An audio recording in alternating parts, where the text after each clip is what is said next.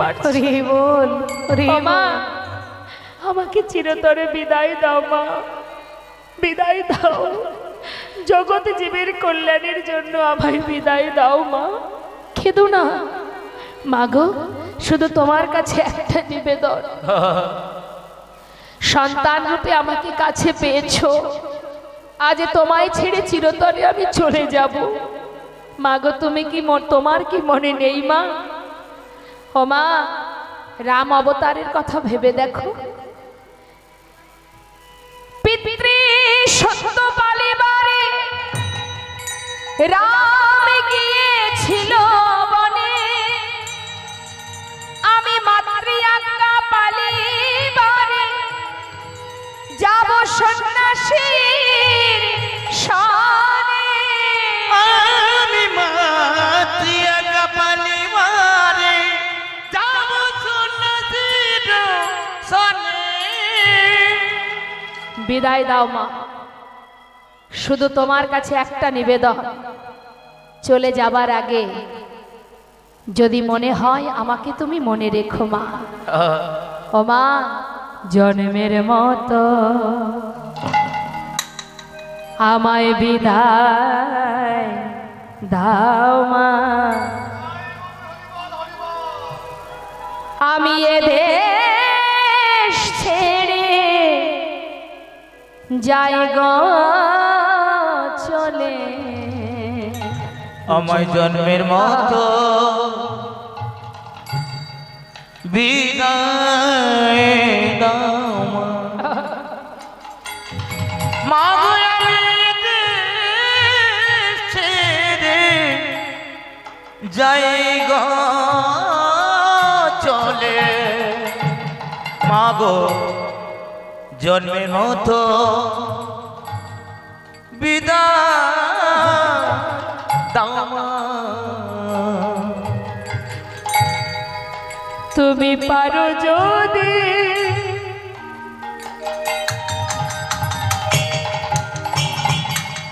আমায় মনে রেখো মাগো,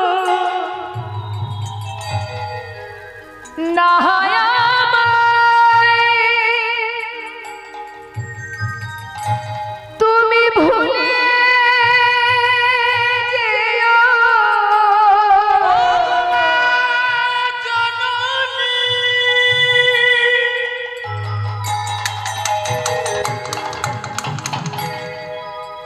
তুমি আমার জন্মভূমি,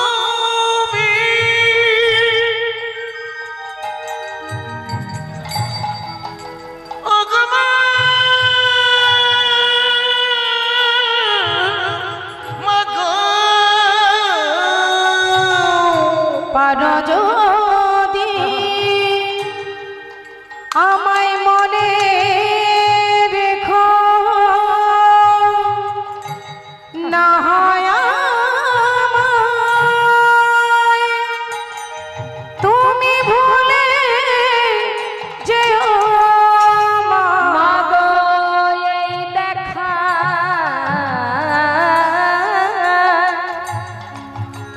ও গো শেষের দেখা। মাগো, এই দেখা আমার শেষের দেখা। মাগো, আর দেখা হবে না মাগো। মাগো, জন্মের মতো বিদায় দাও মা। আমি দেশ ছেড়ে যাই গো চলে, জন্মের মতো বিদায় দাও মা। সন্তান যদি ধর্মের পথে যায়, কোনো মা যদি ভক্তিমতী মা হয়, সে কোনোদিন তাকে নিজের জন্য, নিজের প্রয়োজনের জন্য কখনো তাকে বেঁধে রাখবে না। তাই মা চিন্তা করলেন, মাতা পদ্মাবতী চিন্তা করলেন যে আমার কুবের যদি যেতে চায়, আমি কি করে বাধা দেব? মা হয়ে আমি বাধা দিতে পারবো না। তাই আজ নিজে হাতে সন্তানকে নিয়ে সন্ন্যাসীর হাতে সঁপে দিয়ে বলছে, সন্ন্যাসী বাবা, 7 নয় 5 নয়, আমার মা বলা একমাত্র সন্তান কুবের। হরি বল। তোমার হাতে সঁপে দেওয়ার আগে শুধু আমার একটা নিবেদন, আমার ছেলের বয়স মাত্র 12 বছর। আপনাদের ঘরেই আছে মা 12 বছরের শিশু, তাই না? কতই বা বড়। তাই আমার কুবের এখনো পর্যন্ত নিজে খিদে পেলে সে বুঝতে পারে না কখন তার খিদে পেয়েছে। হরি বল। আমি তো মা, তাই আমি ওকে দেখে বুঝতে পেরেই ওকে খেতে দিই। তাই সন্ন্যাসী বাবা, শুধু তোমার কাছে একটা নিবেদন, তুমি ওকে দেখো, ও যে চেয়ে খেতে জানে না, ও যে খেতে জানে না, তুমি মুখ দেখে ওকে খেতে দিও, যে খেতে জানে না।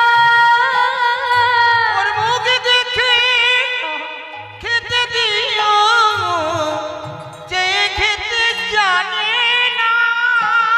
ও যে দুধের বাছা কুবের আমার, সেজেছে খেতে জানে না। দুধের বাছা কুবের আমার, যে খেতে জানে না।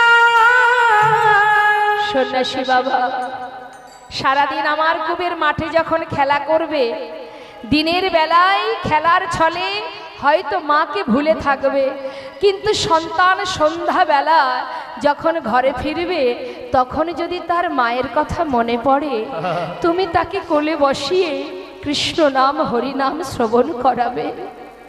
সন্ন্যাসীর হাতে সঁপে দিল মা, আর সন্ন্যাসী সন্তানের হাতটা ধরে এবার মাতা পিতার চরণে প্রণাম করে যখন যাত্রা করছে, মাতা পদ্মাবতী পথের ধারে দাঁড়িয়ে আছে, চিরতরে তার সন্তান হারা হয়ে যাচ্ছেন মা আমার।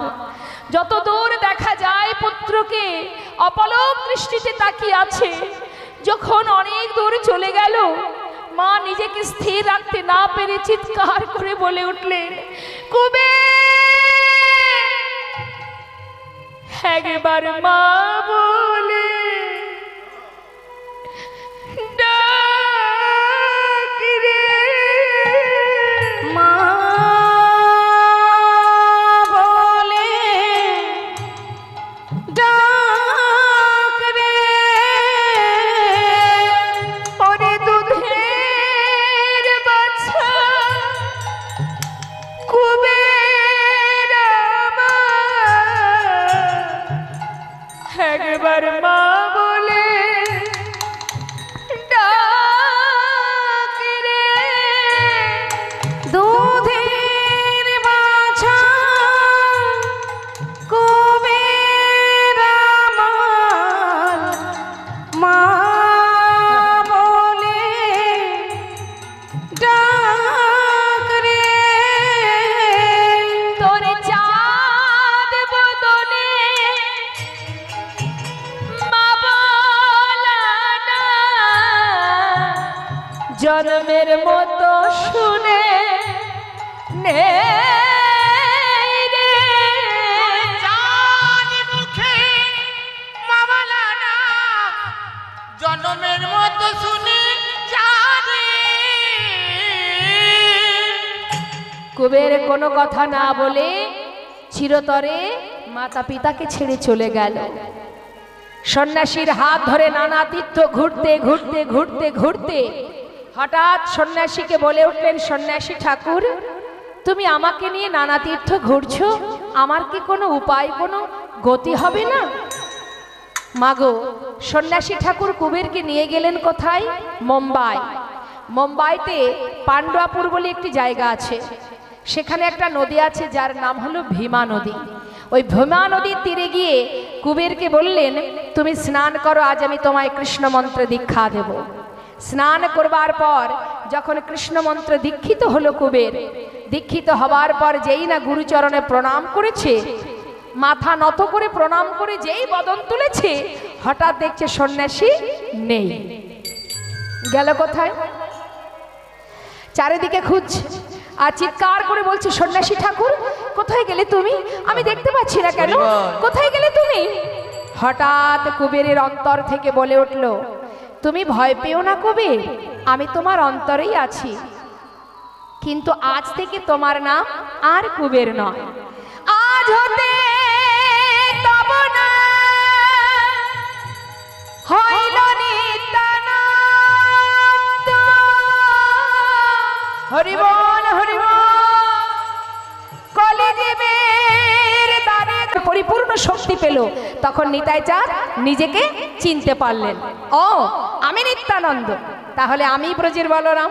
মনে পড়ে যাচ্ছে, কারণ ভগবান তো মনে পড়ছে। তাহলে আমি যদি ব্রজের বলরাম হব, তাহলে আমি তো সবাইকে দেখতে পাচ্ছি, আমার কানাই কোথায়? হরি বল। মায়েরা এবার বলুন, কোথায় আছে নিতাই চাঁদের কানাই? ঠিক করে বলুন, কোথায় আছে? হ্যাঁ, তিনি তো নবদ্বীপে আছেন। এদিকে নিত্যানন্দ প্রভু ভাই কানাইয়ের জন্য পাগল হচ্ছে, কোথায় আছে? আমি যদি নিত্যানন্দ হব, আমি ব্রজের বলরাম, আর আমি যদি ব্রজের বলরাম হব, তাহলে আমার ভাই কানাই কই? যেমন করে হোক কানাইকে খুঁজে বের করতে হবে। কোথায় আছে আমার কানাই? এবার চারিদিকে ঘুরে ঘুরে বেড়াচ্ছেন মা, সর্বত্রে গয়া, কাশী, প্রয়াগ, মথুরা, সর্বত্রে ঘুরতে ঘুরতে এসে পৌঁছালেন কোথায়? মথুরায় এলেন। মথুরায় এসে বলছে, ও মথুরাবাসিনী, ও মথুরাবাসিনী। মথুরাবাসিনী বলছে, কিছু বলবে ঠাকুর? বলি, শোনো না মথুরাবাসিনী, এই মথুরায় আমার ভাই কানাই কোথায় আছে জানো? মথুরাবাসিনী বলছে, কানাই? কানাই তো মথুরায় থাকে না, কানাই তো থাকে বৃন্দাবনে। ও, আমার ভাই কানাই বৃন্দাবনে? বাবা বাবা। ও মথুরাবাসিনী, আর একটা কথা বলবে? কি? বলো না মথুরাবাসিনী, আমার ভাই কানাই বৃন্দাবনে আগে যা যা করতো এখনো কি তাই করে? মথুরাবাসিনী বলছে, তা তো আমরা জানি না, তুমি কিসের কথা বলছো ঠাকুর? শুনবে?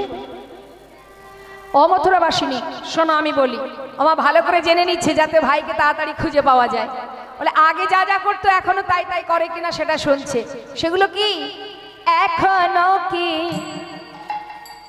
বৃন্দাবনে বাঁশি বাজে বাজে রে? এখনো কি বৃন্দাবনে বাঁশি বাজে বাজে রে? এখনো কি বৃন্দাবনে বাঁশি বাজে বাজে রে? এখনো কি বৃন্দাবনে বাঁশি বাজে বাজে রে? এখনো কি বৃন্দাবনে? এটা ভবা পাগলার একটি সুন্দর ভজন। এই ভজনটা আপনারা শুনেছেন, এখনো সেই বৃন্দাবনে বাঁশি বাজে। এই যে সেই কথাটা বাদ দিয়ে সেখানে কি যুক্ত করা হলো কেন? যদি কাউকে বোঝানো হয় সেক্ষেত্রে সেই কথাটা যুক্ত করা হয়, এখনো সেই বৃন্দাবনে। কিন্তু যেহেতু এখানে জিজ্ঞাসার বিষয়, সেই জন্য কি যুক্ত করা হলো? কি বলছে? এখনো কি বৃন্দাবনে বাঁশি বাজে বাজে? আর এখনো কি বৃন্দাবনে বাঁশি বাজে বাজে রে? ও সেই বাঁশির গানে বনে বাঁশির গানে বনে বনে বাঁশির গানে বনে বনে ময়ূর নাচে রে? এখনো কি বৃন্দাবনে বাঁশি বাজে বাজে রে? এখনো কি বৃন্দাবনে? ও মথুরাবাসিনী, বলো না আমার ভাই কানাই ওই বৃন্দাবনে এখনো কি ধেনুগুলি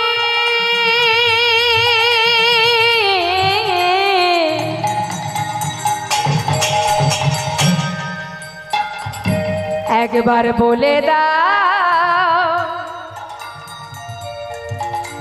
বলে দাও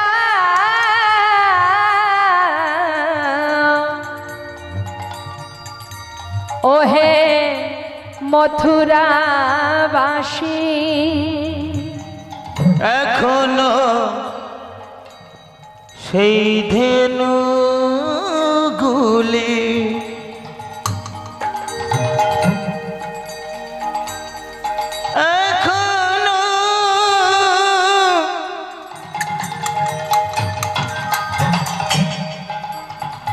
এখনো সেই ধেনু ধেনু ধেনু গুলি বাবা হরি বল।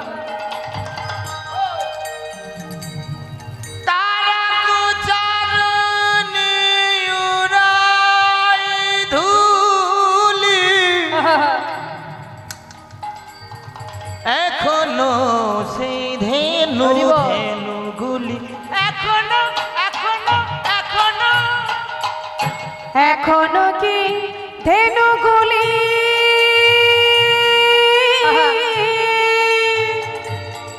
তারা গোচরণে ওড়ায় ধুলি। ও মথুরাবাসিনী, আবার সখায় সখায় কোলাকুলি, সখায় সখায় কোলাকুলি, প্রিয় বন্ধু সনে কুলাকুলি বন মাঝারে এখনো কি বৃন্দাবনে বাঁশি বাজে বাজে রে। এখনো কি বৃন্দাবনে। মথুরাবাসিনী বলো না, এখনো সে রাধা রানী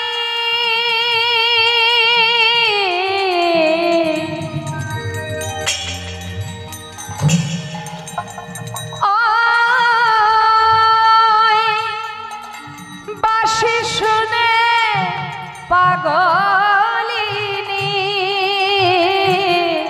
এখনো সেই রাধা রাধা রানী আহা,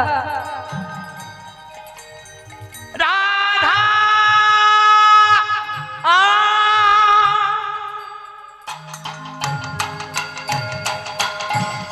রাধা বিনোদিনী অষ্ট সখী শিরোমণি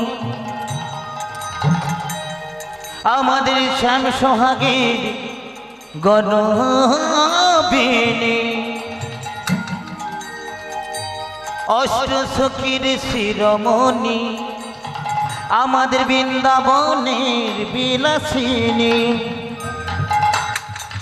রাধা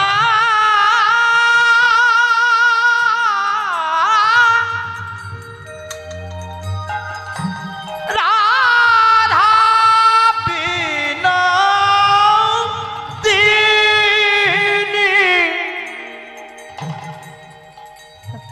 রাধা বিনোদিনী অষ্ট সখী শিরোমণি রাধা রাধা রাধা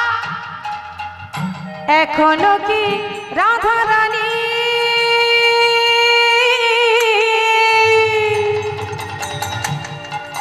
তারা বাঁশি শুনে পাগলিনী, অষ্ট সখীর শিরোমণি অষ্ট সখীর শিরোমণি, অষ্ট সখীর শিরোমণি অষ্ট সখীর শিরোমণি, নব নব সাজের এখনো হরি বল হরি বল জয় গৌর হরি বল। বাজে বাজে রে। এখনো কি বৃন্দাবনে বাঁশি বাজে বাজে রে, এখনো কি বৃন্দাবনে বাঁশি বাজে বাজে রে, এখনো কি বৃন্দাবনে। আমার নিতাই চাঁদ জিজ্ঞাসা করছেন মথুরাবাসিনীর কাছে যে এখনো কি সেই সকাশনে কোলাকুলি ধেনু চড়ানো এগুলো কি বনে বৃন্দাবনে এখনো হয়? ও মথুরাবাসিনী তোমরা বলতে পারো? মথুরাবাসিনী বলছে ঠাকুর অত শত জানি না, তুমি একবার নিজে গিয়ে দেখে এসো। হরিবল হরিবল নিতাই গৌর হরিবল। ভাইয়ের প্রেমে পাগল হয়ে এবার আমার নিতাই চাঁদ মথুরা থেকে যাচ্ছে বৃন্দাবনের পথে। তা বৃন্দাবনের পথে যখন যাচ্ছে মা, বৃন্দাবনের পথে যাচ্ছে আর কানাইকে ডাকছে। আসতে বলুন তো বৃন্দাবনে কি ভাষা?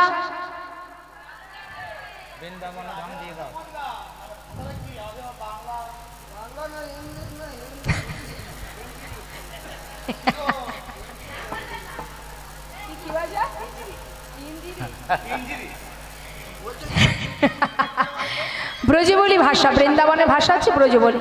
একটু হিন্দির সঙ্গে মিল আছে, তাই না? রাধা গোবিন্দ কিন্তু ব্রজবলি ভাষায় কথা বলতেন, তাই না? কিন্তু নবদ্বীপে বাবা কি গৌরহরি কোন ভাষায় কথা বলতেন? গৌরহরি বাংলায় কথা বলতেন। তিনি ইংলিশেও বলতেন না, হিন্দিতেও বলতেন না। তিনি ছিলেন বাঙালি, আমরাও সেই বাঙালি, তাই না? এটা আমাদের অহংকার।